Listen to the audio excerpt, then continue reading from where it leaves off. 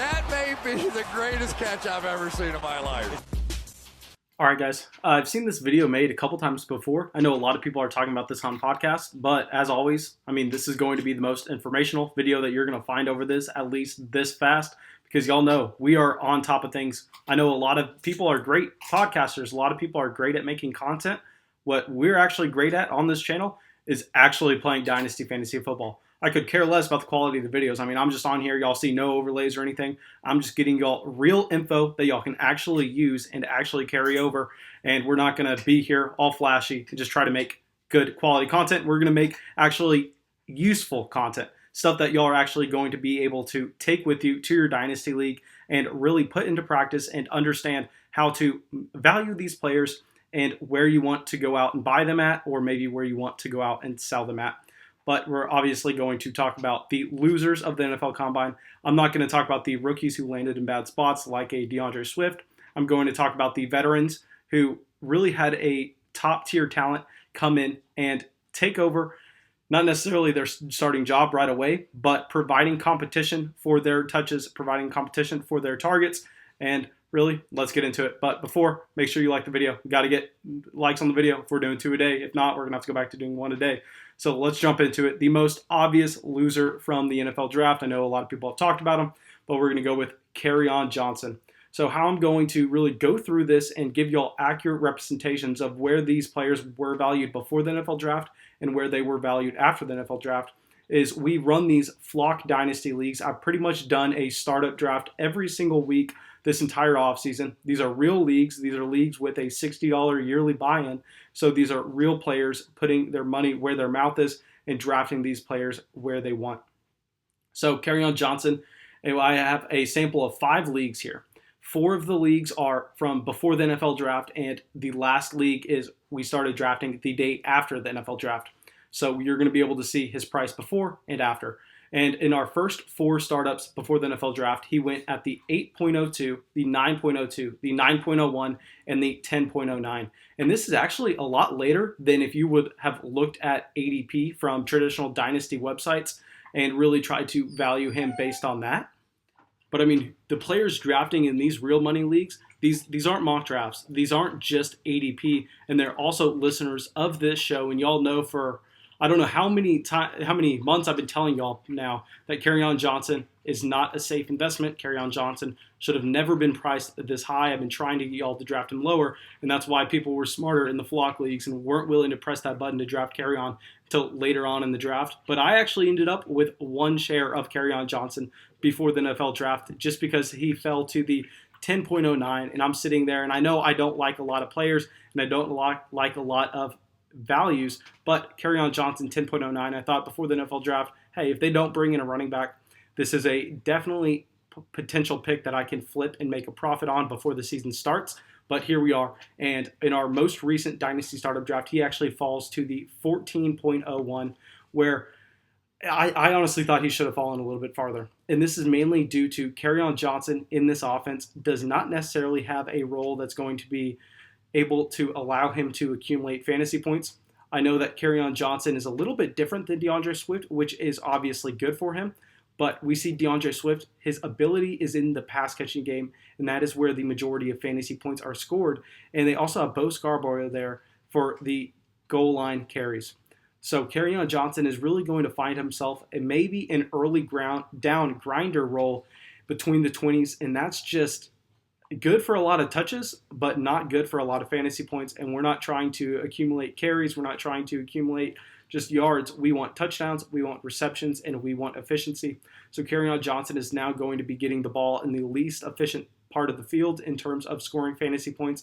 He should be really dropping down dynasty boards really fast, especially considering the injury history he has and now the limited ceiling and the very low floor. Now let's go to a player that I was actually really completely off on. I've never owned this player in a single dynasty league, and y'all know, I know a lot of podcasters are out here, maybe they play in one league and they think they're good enough to go out and make a podcast, but I'm actually in, I don't know how many leagues now, 20 dynasty leagues. I'm every single one of them. I think that all the cheapest ones are the flock $60 leagues. Most of them are a little bit higher stakes. So I'm out here. I'm really playing in real dynasty leagues, and this is a guy that I've never owned. This is Marlon Mac. And let's go through his price before the NFL draft. He was drafted at the 805, the 812, the 906, and the 906 in our 4 Dynasty startup drafts before the NFL draft. But here they bring in Jonathan Taylor.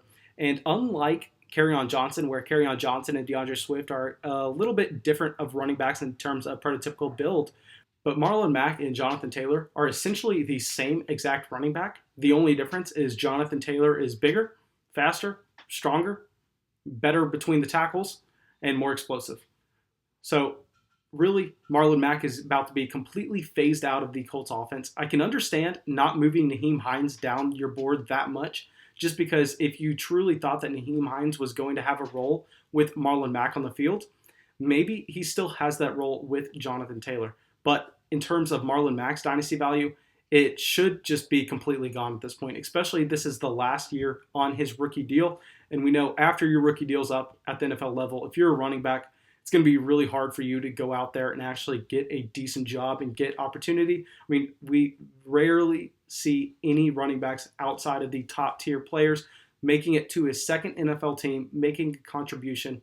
And Marlon Mack just profiles as a guy that's going to be washed out of the league or find himself as a third string running back like a TJ Yeldon. I don't know if y'all remember last offseason, TJ Yeldon was a free agent. And I was actually kind of excited about TJ Yeldon because TJ Yeldon was a super talented running back in my opinion. Not super talented, but an above average talent at the running back position. But we see what the NFL does with these running backs. If they are not that top tier talent, if they don't have that top pedigree and draft capital, they are just completely washed out. And I think that Marlon Mack is going to fall into that category. Now, let's go to another running back. We're going to keep it with the running backs. I got 2 more guys, then we're going to switch to wide receiver. Now, Mark Ingram, obvious loser from the NFL draft. I've heard a lot of Dynasty podcasters say, hey, Mark Ingram's still going to be the starting running back for the Baltimore Ravens in 2020. J.K. Dobbins is not going to get his chance until 2021. Well, if you look at the touch breakdown for the Baltimore Ravens in 2019, Mark Ingram and Gus Edwards had really similar touches. Way more, they were a lot closer than most people would imagine. And now they bring in J.K. Dobbins, who in my opinion, J.K. Dobbins is going to step into that Baltimore Ravens locker room and day one be the best running back on the roster. So it's going to be hard for me to believe that they're not going to completely get Gus Edwards out of there and actually siphon off more of Mark Ingram's touches starting in week 1, day 1, to J.K. Dobbins just because he's more explosive and he's a great pass catcher and he can really do anything that Mark Ingram can do. But the only difference is J.K. Dobbins has those fresh legs, whereas maybe Mark Ingram, his rookie year, maybe his first year on the Baltimore Ravens, yes, we can argue who was the better running back then, who was more explosive, who was the better talent. But at this point in Mark Ingram's career, pushing 30 at the running back position, J.K. Dobbins is going to come in, and this is going to be a committee right away. And maybe, just maybe, Mark Ingram's completely phased out. J.K. Dobbins is that starting running back by week 10. And in that case, Mark Ingram's not going to help you in the fantasy playoffs. But let's look at his price before the NFL draft and after the NFL draft. So he was drafted in 4 leagues before the NFL draft at the 10-10, the 9-11, the 12-12, and the 11-11. Now, this is kind of all over the place, and for good reason, because Mark Ingram's one of those guys that, hey, if he has that starting job on the Baltimore Ravens offense, with how efficient that team is and with how high scoring that team is, he's going to be able to help you win your Dynasty League. But at the same time, really, he only has value in 2020. So you can understand some Dynasty drafters going out there and reaching on him just a little bit if they already have a win now team. But if you aren't win now, he's just completely off your board. So that's why we see such a big difference in his value throughout these startups. But now we go in, and what's really interesting is he was selected at the 1104 of our most recent Dynasty startup. So this just kind of highlights the importance of trying to determine your strategy, whether you're building win now or rebuild. But even then, you have to consider the outcome of 2020. Now, Mark Ingram's going to fall down seasonal draft boards. So even if you're a win now player and you think that Mark Ingram, hey, I wasn't really going to value him in 2021 anyway, I just need his 2020 production. It doesn't really matter. That 2020 production is going to be less and his ceiling is going to be lowered. So you have to lower him down in Dynasty, where we saw in this most recent startup he was not. Now, let's go to our last running back, and then we are going to get into the wide receiver position. And this is a guy that I actually kind of liked, and I actually had him on a couple Dynasty rosters. And I know a couple smart Dynasty podcasters, guys I actually respect. Most of them I think are kind of clowns, but there are a couple guys that I think do a great job. And they were saying, hey, go out and sell Darrell Henderson. This is going to be a team that may go out there and try to address the running back position during the NFL draft. And I looked at that and said, hey, Darrell Henderson, they traded up for him in last year in the 3rd round. At the same time, they're already paying Todd Gurley so much money in dead cap space. I think it's going to be a little hard for them to go out there and invest in the running back position, especially when they had limited draft capital before the couple trades that they made. But doesn't matter. They go out there and take Cam Akers, a 3-down running back, a running back that profiles to be a lot more explosive, a lot more efficient, and a better pass catcher than Darrell Henderson in the 2nd round. So now this kind of makes Darrell Henderson complete dust, in my opinion. The only difference between him and all these other running backs, and why I'm not really willing to move him down my draft board too much like all these other guys who are pretty much completely scratched off, is Darrell Henderson is still on that rookie contract. He is only a sophomore in the league. He was a third round NFL draft pick. So all these things check the boxes to make sure that he is going to be an NFL running back for the foreseeable future. So even if he's not the starter on the Los Angeles Rams, he is going to have a role in some capacity, whether that's he has a 3rd down role or he's just the 3rd string running back and he is worked in if there's an injury ahead of him. But he will be on an NFL roster and you won't have to worry about him completely washing out.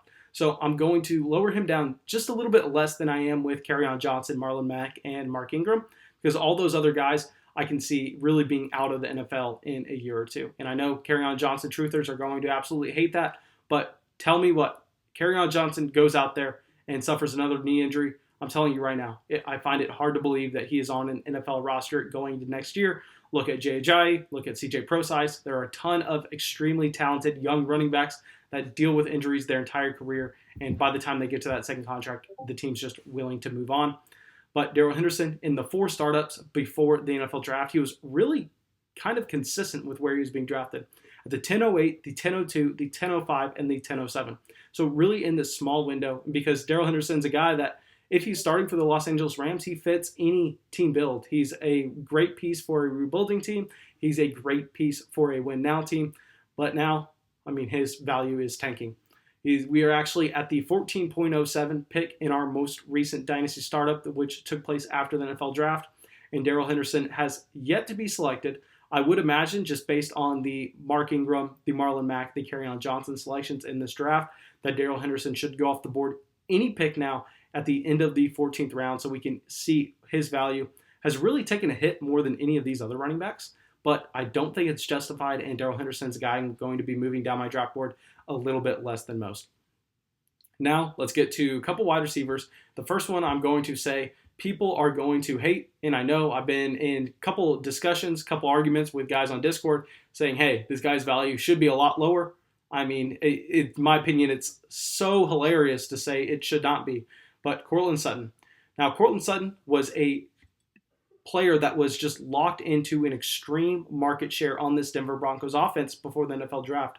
We were kind of concerned that they were going to take a wide receiver in the 1st round. I made a video talking about some risky wide receivers and risky running backs before the NFL draft, and I kid you not, if we look at all this list, I had Marlon Mac on there, I had Kerryon Johnson on there, I had Courtland Sutton on there. So I hope y'all watch those videos and kind of moved a couple of these players. But Courtland Sutton, we were hoping that the team was going to go with Ruggs, so they didn't have a player to take up too many targets. Henry Ruggs would have made Courtland Sutton a little bit more efficient and would not have siphoned away too many targets, but yet they go out there and get Jerry Jeudy, the wide receiver 1 on a lot of people's boards. I know it's pretty much either CeeDee Lamb or Jerry Jeudy, but it doesn't really matter. It's a top-tier, elite NFL prospect coming in at the wide receiver position, and I understand you're going to tell me the argument, hey, Courtland Sutton's still the wide receiver 1 on his team. Jerry Jeudy's not going to be able to take that away from him. Completely agree with you. I think Courtland Sutton is the wide receiver 1 on the Denver Broncos for 2020 and also probably for 2021. I'm not willing to just completely write him off and say he's no longer the wide receiver 1 there. He's not going to take the backseat to Jerry Jeudy right away. But at the same time, you just have to understand how targets are distributed. And I know I'm going to hear the argument in the comments, oh, but Jerry Jeudy's going to take the attention from the defense away from Courtland Sutton, and Courtland Sutton's just going to be so much better. Guys, I know it's great to say that. I know if you're a Courtland Sutton fan, I used to tell myself that same thing whenever I was like 6-7 years ago, whenever I was 15, and I just started playing Dynasty. but that's not how it works. You have to understand the profiles of these wide receivers. You have to understand that they can only get so many targets to go around in the offense. And a player like Jerry Jeudy is going to command targets. And while he may increase Courtland Sutton's efficiency a small bit, it's going to be outweighed by the decrease in targets that Courtland Sutton is going to receive with the additions of Jerry Jeudy, KJ Hamler, and Albert O on this offense. So in the first 4 startups this offseason before the NFL draft, we see Courtland Sutton go off the board at 406, 405, 312, 408. Honestly, all pretty good prices for Courtland Sutton, a locked-in fantasy wide receiver 1 who's just now entering his prime. But after the NFL draft, we see him go at the 411. And I'm going to say right now, just a bad pick, okay? And I'm not going to cut it around any other way. Allen Robinson's still on the board. Odell Beckham still on the board. You cannot be taking Courtland Sutton ahead of those wide receivers at this point with the situation around him. So I think we're going to move on during the offseason. We're going to continue to see his value fall just a little bit. I think this 411 is a little misleading, and he's not going to be valued here really in most dynasty leagues. Now, our last player, a guy that I own none of, and really I've been trying to get y'all to avoid him at all costs as well, but Michael Gallup, and he's another player that just got completely, his job just taken away from him. And I heard some arguments, Michael Gallup's still alive. Michael Gallup is still going to produce in 2020. Guys, it pains me. It pains me to say this. I hate to be the guy who looks at target shares and just tries to explain that we can't have Amari Cooper, Blake Jarwin, CeeDee Lamb, Michael Gallup, Ezekiel Elliott, all be fantasy relevant, all be fantasy impact players on the same offense. Even the Kansas City Chiefs were not projecting that many players to be fantasy relevant. So if you're going to come in here with the take that Michael Gallup, CeeDee Lamb, Amari Cooper, Blake Jarwin, Ezekiel Elliott are all going to be significant pass catchers on this team, they're all going to be able to be fantasy impact players, you better have Dak Prescott as your QB1. You better be extremely bullish overall. You have to be consistent. And I am not willing to go out there on a limb and say, Dak Prescott far and away better than any other quarterback on the board. There is a situation, there is an outcome where Michael Gallup, CeeDee Lamb, Amari Cooper, Blake Jarwin are all fantasy relevant, are all fantasy impact players, but we're not chasing outliers. We're not trying to identify an offense that's going to be leaps and bounds better than anyone else in the NFL, because if you're trying to bet on that, you are going to lose that bet more often than not. So Michael Gallup, his first 4 prices in our Dynasty startups this offseason, the 702, the 701, the 707, the 608.